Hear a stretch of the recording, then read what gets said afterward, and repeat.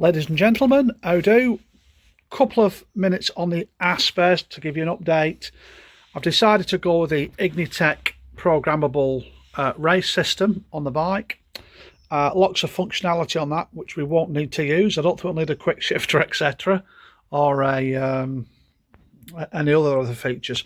But I thought I'm going to quickly wire it in just to test the principle, to make sure that crank position sensor, which is down there, is going to work. So I've removed the charge coil in there for the ignition system for the CDI. That's come out, and it's not very pretty, but I've just wired up I'm saying wired up, cobbled up a few elements of this to test the principle and make sure it's working okay. As you can see, it's I will make a good loom for it, because I've got to put a ignition switch in the system. I don't want to use this one. We don't want any keys in it, so I've got to put I'm going to run all this side by side to all its original electrical system.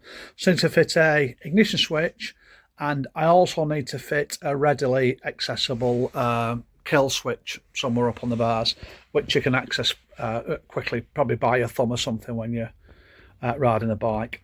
It's a requirement, that, anyway. But yeah, I'm going to have to put an independent ignition switch in. The battery is at the back here, but I'm going to put I'm not going to use any of the bike's original wiring. I'm going to make a very simple loom up to work with our Ignitec CDI. That's your programming lead there. Okay.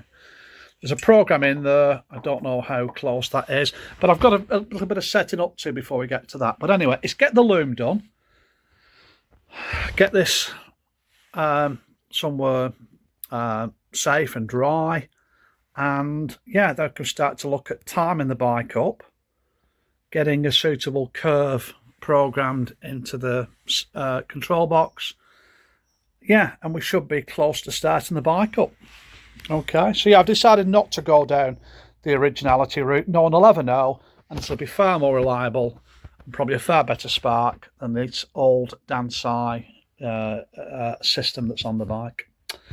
Right, that's it really. Like I said, a bit of a cobble up. All I was doing was pushing that into the into the centre of the battery there, but it did the job, and we've got a fantastic spark on the bike, which is good.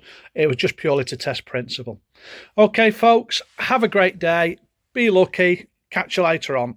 Oh, by the way, go to my YouTube channel. Plenty of videos on there need looking at. And if you like them, press like. If you don't, that doesn't matter either. Okay, take care.